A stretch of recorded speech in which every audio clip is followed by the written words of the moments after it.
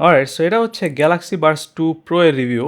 এবং প্রথম কথা হচ্ছে এই বাডসগুলো স্যামসাং স্পেশালি তৈরি করছে তাদের নিজস্ব ডিভাইসের জন্য। সো আপনার যদি গ্যালাক্সি ডিভাইস না থাকে এবং স্যামসাং ছাড়া অন্য কোনো ডিভাইস আপনি এগুলো কানেক্ট করেন, সেক্ষেত্রে অনেক ফিচারই কাজ করে না, বলা যায় বেশিরভাগ ফিচারই কাজ করে না। সো এটা একটা খুবই মেজর পয়েন্ট, এগুলো কেনার ক্ষেত্রে আপনার মাথায় রাখতে হবে। সো কোন ফিচার কাজ করে কোনটা করে না সেটা নিয়ে আমরা পরে কথা বলবো। আপাতত এটা ডিজাইন নিয়ে শুরু করা যাক। সো আমি অ্যাকচুয়ালি এটা ডিজাইন খুবই পছন্দ করি। এটা ডিজাইন অলমোস্ট পারফেক্ট, খুবই কম্প্যাক্ট একটা ডিজাইন। কেস এবং বার্স দুইটাতে একটা প্রিমিয়াম ফিল আছে এবং যথেষ্ট পাতলা বার্সগুলো, সেগুলো যথেষ্ট ছোট এবং এই কেসটাও কিঞ্চিত ডেন্স, যেটাতে একটা প্রিমিয়াম ফিল আছে। আর কেস আর বার্স দুইটার মধ্যেই একটা সফট প্লাস্টিক কোটিং আছে, যে কারণে এটা কিছুটা প্রিমিয়াম দেখা যায়। বাট এই সফট কোটিংগুলো অ্যাকচুয়ালি ইভেনচুয়ালি নষ্ট হয়ে যাবে নর্মালি টেক প্রোডাক্টে যা হয়, তখন হচ্ছে এটা কিছুটা দেখতে চিপ লাগতে পারে। বাট এই মুহূর্তে আমার কাছে এই কেসটা যথেষ্টই কম্প্যাক্ট এবং ট্রাভেল ফ্রেন্ডলি লাগে। ডিজাইন ওয়াইজ আমার মনে হয় যে স্যামসাং খুবই অসাধারণ কাজ করছে। তারপরেও কিছু জিনিস এক্সট্রা অ্যাড করা যেত, যেমন কেসের মধ্যে একটা স্পিকার অ্যাড করা যেত, যাতে হচ্ছে ট্র্যাক করার সময় সহজে পাওয়া যায়। না, এটার ফিচার নিয়ে কথা বলা যাক। এবং স্যামসাংয়ের প্রোডাক্ট পেজে স্যামসাং সবচেয়ে প্রথমে যে ফিচার নিয়ে কথা বলছে এই বারের ক্ষেত্রে, সেটা হচ্ছে 24 বিট হাইফাই অডিও। সো আমি শিওর না এটা দুনিয়ার সবচেয়ে প্রথম 24 বিট ইয়ারবাডস নাকি, বাট আপনি যত ইয়ারবাড আজ পর্যন্ত রাস্তাঘাটে দেখছেন বা আমরা আজ পর্যন্ত যত ইয়ারবাডস রিভিউ করছি সবগুলো হচ্ছে 16 বিট অডিওতে চলে। সো 16 বিট আর 24 বিট অবশ্য বিশেষ পার্থক্য নাই। বিশেষ করে আমরা যদি শুনি সেক্ষেত্রে পার্থক্য ধরতে পারা খুবই টাফ। এবং ফর এক্সাম্পল, আমি এখন পর্যন্ত যত ভিডিও করছি সবগুলোতে অডিও ছিল 16 বিট, বাট এই ভিডিওতে আমি অডিও রাখছি 24 বিটে। সো আপনি কি কোনো পার্থক্য ধরতে পারছেন? ইয়া, এক্স্যাক্টলি। সো যদি আপনি পাশাপাশি শুনেন এবং আপনাকে কেউ বলে দেয় কোনটা 16 বিট কোনটা 24 বিট, সেক্ষেত্রে হয়তো আপনি কিছু পার্থক্য ধরতে পারেন। বাট নর্মালি 16 বিট আর 24 বিটের পার্থক্য ধরা টাফ। এবং 16 বিট অ্যাকচুয়ালি যথেষ্ট মিউজিকের ক্ষেত্রে। আর তাছাড়া 24 বিট স্যামসাং যে অপশনটা অন করছে সেটা হচ্ছে তাদের নিজস্ব কোডাকের মাধ্যমে। এটা নর্মাল যে ব্লুটুথ কোডাক আছে সেগুলোতে চলে না। স্যামসাং একটা নতুন কোডাক বাইর করছে, সেটা হচ্ছে স্যামসাং স্কেলেবল কোডাক, যেটা হচ্ছে গ্যালাক্সি ডিভাইসগুলো সাপোর্ট করে। সো আপনি যদি গ্যালাক্সি ডিভাইস ছাড়া অন্যান্য ডিভাইসে এই ইয়ারবাডস কানেক্ট করেন, সেক্ষেত্রে 24 বিট অডিও পাবেন না। সো আমি এমনিতে আমার নিজস্ব হেডফোন দিয়ে পিসিতে বিভিন্ন টাইপের 24 বিট আর 16 বিটের মধ্যে পার্থক্য করার চেষ্টা করছি, বা আমি নিজেও কিছু অডিও রেকর্ড করে 24 বিট আর 16 বিটের মধ্যে পার্থক্য বোঝার চেষ্টা করছি। পার্থক্য খুবই মিনিমাল। সো আমার মনে হয় আপনি খুব বেশি মিস করতেছেন। তবে স্যামসাংয়ের ওয়েবসাইটে তারা গ্রাফিক্যালি যে ডিফারেন্স দেখাইছে 16 বিট আর 24 বিটের মধ্যে, সেটা মোটেই সত্যি না। এরপরে স্যামসাং যে ফিচারের কথা বলছে এটার ব্যাপারে, সেটা হচ্ছে intelligent active noise cancelling. So আমি শিওর না ইন্টেলিজেন্ট বলতে তারা কী বুঝাইছে, বাট এটা নয়েজ ক্যান্সেলিং যথেষ্ট ইমপ্রেসিভ। প্রচুর নয়েজ তারা ক্যান্সেল করতে পারে, যদিও কিছু সাডেন লাউড সাউন্ড অথবা মানুষ যদি কথা বলে সেটা পুরোপুরি মিনিমাইজ হয় না। আর এছাড়া এটাতে একটা নতুন ফিচার আছে, সেটা হচ্ছে ভয়েস ডিটেক্ট। সেটা হচ্ছে আমি যখন কথা বলি সেক্ষেত্রে হচ্ছে ইয়ারবাসটা সাময়িক সময়ের জন্য পুরা অ্যাম্বিয়েন্ট মোডে চলে যায়, যাতে আমি নিজের কথা বলতে পারি এবং কনভারসেশন চালাতে পারি। তারপরে আবার কিছুক্ষণ পরেই নর্মাল মোডে ফেরত আসে। সো এটা যথেষ্ট ইমপ্রেসিভ। আমার মনে হয় যে এটা সব ইয়ারবাডসেই থাকা উচিত, এবং এটা এখন পর্যন্ত আমার সবচেয়ে ভালো লাগছে এই ইয়ারবাডসের ক্ষেত্রে। বাট ওটাই হচ্ছে ইন্টেলিজেন্ট পার্ট আমার মনে হয় যে এএনসির ক্ষেত্রে। এছাড়া আমি তেমন বিশেষ কিছু পাই নাই। খুব সম্ভবত তারা কতটুকু অডিও তারা মিনিমাইজ করতে পারে সেটাকে তারা ইন্টেলিজেন্স বলছে।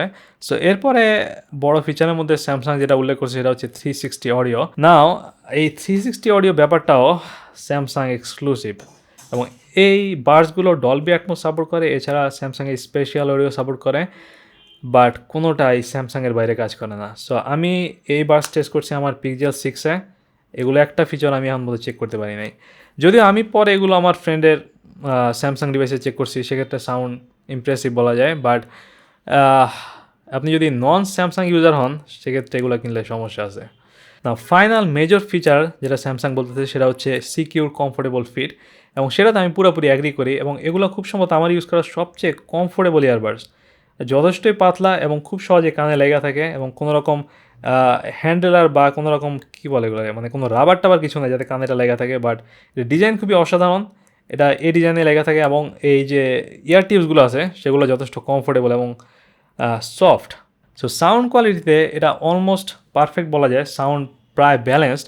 এর কারণ হচ্ছে যে এটাতে বেজ আর ট্রিপলের জন্য দুইটা সেপারেট ড্রাইভার আছে। সো দুইটা ইয়ারবাডসেই দুইটা করে স্পিকার আছে, একটা বেজের জন্য একটা ট্রিপলের জন্য। সো যেহেতু ট্রিপলের জন্য আলাদা স্পিকার আছে সেক্ষেত্রে সাউন্ড খুবই ক্লিয়ার এবং খুবই ক্রিস্প। বাট বেজ লেভেলটা আমার যতটুকু পছন্দ সেই লেভেলে যায় নাই, আর একটু স্ট্রং বেজ হওয়া দরকার ছিল, বিশেষ করে আমি যখন আউটসাইডে থাকি বা নয়েজের মধ্যে থাকি সেক্ষেত্রে বেজ আরও কমে যায়। সো বেজটা যদি তারা ইমপ্রুভ করতে আমার মনে হয় যেটা পুরো সাউন্ড কোয়ালিটি 10-এ 10 পাইতে পারতো। বাট এমনিতে যে কোনো শোয়ের ক্ষেত্রে বা যখন কোনো স্পিচ থাকে, ডায়লগ থাকে, তখন সাউন্ড কোয়ালিটি খুবই ক্লিয়ার। সো বাডস 2 প্রোতে লেটেস্ট ব্লুটুথ ভার্সন 5.3 আছে। সো কানেকশন খুবই স্টেবল, এখন পর্যন্ত আমার একবারও কানেকশন ড্রপ করে নাই, যদি না আমি মাল্টিপল দেওয়াল পার হয়ে যাই অডিও সোর্স থেকে। বাট ডিরেক্ট সাইডের মধ্যে থাকলে কানেকশন লস হওয়ার কোনো কারণ নাই। আর এগুলো IPX7 ওয়াটার রেজিস্ট্যান্স সাপোর্ট করে, সো আপনি বৃষ্টি বা ওয়ার্কআউট এটা ইজিলি ইউজ করতে পারবেন।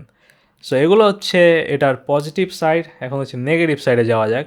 প্রথম কথা হচ্ছে আমি প্রথমে যেটা বললাম যে 360 অডিও, ডলবি অ্যাটমস এগুলো হচ্ছে স্যামসাং এক্সক্লুসিভ। আমি এখন পর্যন্ত iOS, macOS, অ্যান্ড্রয়েড, স্যামসাং ছাড়া অন্যান্য ডিভাইস কোনোটাতে এটা চালাতে পারি নাই 360 অডিওর ক্ষেত্রে। আর এরপর সাউন্ড কোয়ালিটি খুবই খারাপ উইন্ডোজে। সো আমি এখন পর্যন্ত এটা অ্যান্ড্রয়েড, iOS, ম্যাক, উইন্ডোজ সবগুলোতেই চেক করতেছি, বাট শুধুমাত্র উইন্ডোজেই সাউন্ড কোয়ালিটি চরম খারাপ। সো সেজন্য অবশ্য আমি স্যামসাংকে ব্লেম করি না, সেটা আমি শিওর যে উইন্ডোজের সমস্যা, কারণ উইন্ডোজে এছাড়া অনেকগুলো বার্জি খুবই ফালতু সাউন্ড দেয়। এরপর এএনসি বা অ্যাম্বিয়েন্ট মোডে কোনো লেভেল নাই, জাস্ট অন অফ বাটন আছে। সো এই দামে আমি লেভেল আশা করছিলাম, প্রায় সব বার্সে লেভেল থাকে, বাট এগুলোতে জাস্ট অন অফ আছে, যেটা কিঞ্চিত চিপ মনে হয়েছে। এরপর এটার একদম উপরে মাইক আছে। সো আমি যখন এটা ইউজ করি এবং কোনো কমান্ড দেই, সেক্ষেত্রে কোনো কমান্ড চেঞ্জ করার সময় আমার ফিঙ্গার হচ্ছে মাইকে টাচ করে। সো কোনো অ্যাম্বিয়েন্ট মোড বা এএনসি যদি অন থাকে, তখন এএনসি বা অ্যাম্বিয়েন্ট মোড তখন সাময়িক সময়ের জন্য অফ হয়ে যায়, যেটা যথেষ্ট বিরক্তিকর। লাইক আমি যখনই কোনো কমান্ড দেওয়ার চেষ্টা করি মিউজিকের ক্ষেত্রে, ইনস্ট্যান্টলি 1 সেকেন্ডের জন্য এএনসি অফ হয়, আবার অন হয়, আবার অ্যাম্বিয়েন্ট মোডে যদি অন থাকে সেক্ষেত্রে আবার অন হয়, অফ হয়, যেটা কন্টিনিউয়াসলি হইতে থাকে এবং যেটা যথেষ্ট বিরক্তিকর। আমার মনে হয় যে মাইকটা যদি তারা একটু সাইডে রাখতে পারতো, সেক্ষেত্রে এই সমস্যাটা হইতো না। অন্যান্য ভার্সনে আমি এটা দেখি নাই, জাস্ট একেবারে মাইক উপরে রাখার জন্য, একদম টপ সাইডে রাখার জন্য এই সমস্যাটা হইতেছে। আর এই বার্সগুলো নেটিভলি গুগল অ্যাসিস্ট্যান্ট সাপোর্ট করে না। এর মানে হচ্ছে আমি যদি গুগল অ্যাসিস্ট্যান্ট কল করি এই বার্স থেকে, সেক্ষেত্রে ফোনের স্ক্রিন অন হয়, তারপর গুগল অ্যাসিস্ট্যান্ট অন হয়, তারপর হচ্ছে কমান্ড নেওয়া শুরু করে, যেটা আরেকটা স্টুপিড পার্ট। সো এই দামে আমি আশা করছিলাম যে এটাতে বিল্ট ইন অ্যালেক্সা বা গুগল অ্যাসিস্ট্যান্ট থাকবে, সেক্ষেত্রে আমি ক্লিক করলে এটা আমার ফোনে স্ক্রিন অন হওয়া ছাড়াই কাজ করবে, যেভাবে হচ্ছে সনিতে কাজ করে বা পিক্সেলের নিজস্ব বার্সে কাজ করে, বাট সেটা হয় নাই। সো এটা হচ্ছে একেবারে চিপ একটা কাজ হয়ে গেছে স্যামসাংয়ের পক্ষ থেকে। সো আমি আরও কিছু পজিটিভ সাইড বলতে ভুলে গেছি এটার ব্যাপারে, সেটা হচ্ছে যে এটাতে প্রক্সিমিটি সেন্সর আছে। সো এটা ইয়ার ডিটেকশন করতে পারে, যদি আপনি একটা খুলে ফেলেন সেক্ষেত্রে আরেকটা প্লে হইতে থাকে। সো একটা নাইস পার্ট ছিল। তারপর এটাতে ভেন্টিলেশন আছে ডিজাইনের মধ্যে, সো আপনি কোনো প্রেশার অনুভব করবেন না। সো অনেকক্ষণ এটা পড়ে থাকা যায়, আমি মোটেই প্রেশার অনুভব করি নাই, আমি টানা 1 ঘন্টা পড়েছিলাম এবং এটা যথেষ্ট কমফোর্টেবল মনে হয়েছে আমার কাছে। আর ফাইনালি নেগেটিভ সাইডের মধ্যে এগুলোতে ট্র্যাকার দেওয়া আছে। ট্র্যাকার থাকা অবশ্যই ভালো জিনিস, বাট এই ট্র্যাকারটাও শুধুমাত্র স্যামসাংয়ের অ্যাপের মাধ্যমে কাজ করে, গুগলে যে নিজস্ব ফাইন্ড মাই অ্যাপ আছে সেটা দিয়ে কাজ করে না। আর এই ট্র্যাকারের ভেজালটাও হচ্ছে এটা গ্যালাক্সি ডিভাইসে এক্সক্লুসিভ। আমি স্যামসাংয়ের সফটওয়্যার দিয়ে পিক্সেলে ট্রাই করলাম, পিক্সেল এটা ডিটেক্টই করে না। হ্যাঁ, সো প্রথমেই যেটা বললাম যে এরা পুরাপুরি স্যামসাংয়ের জন্যই বানানো আর কি, যদিও স্যামসাংয়ের সাইডে কোনো জায়গাটা লেখা নাই, এবং আমিও কেনার সময় কোনো জায়গায় খেয়াল করি না যে স্যামসাং বলছে এগুলো তাদের গ্যালাক্সি ডিভাইসের জন্য স্পেশালি বানানো। আমি ধারণা করছিলাম যে সব ফিচারই অ্যান্ড্রয়েডে কাজ করবে যে কোনো ফোনে, but I am disappointed on this. But still sound quality, comfort, design, still আমার মনে হয় যে এটা একটা ভালো বাই হইতে পারে যদি আপনি সব নাই এটা কিনেন, কারণ আমি এখন এটা সাউন্ড করে যথেষ্ট এনজয় করি এবং কমফোর্টের জন্য যে কোনো শো দেখে আমি এটাতে যথেষ্টই মজা পাই। আর ফাইনালি ব্যাটারি আর প্রাইসের কথা বলা যাক। আপনি যদি অ্যাক্টিভ নয়েজ ক্যান্সেলেশন অন রাখেন সেক্ষেত্রে এটা 5 ঘন্টা চালানো যায়, আর কেজ আরও 18 ঘন্টা চার্জ আছে। সো ব্যাটারি লাইফ এখন পর্যন্ত বেশ সলিড এবং এটা চার্জও হয় দ্রুত। এটাতে একটা টাইপ সি পোর্ট আছে এবং এটা ওয়্যারলেস চার্জিংও সাপোর্ট করে। আর প্রাইজের ক্ষেত্রে আমি যখন এটা অর্ডার করছিলাম তখন বাংলাদেশে এটার দাম ছিল 27,000 টাকার মতো, যেটা অ্যাকচুয়ালি চরম এক্সপেন্সিভ এবং এই দামে অ্যাকচুয়ালি হোম থিয়েটারই কিনতে পাওয়া যায়। সো আমি অবশ্যই এটা ফুল প্রাইসে কিনি নাই, বাট আপনার যদি স্যামসাং ডিভাইস না থাকে সেক্ষেত্রে এটা কিনা অবশ্যই কিঞ্চিত বোকামি হতে পারে।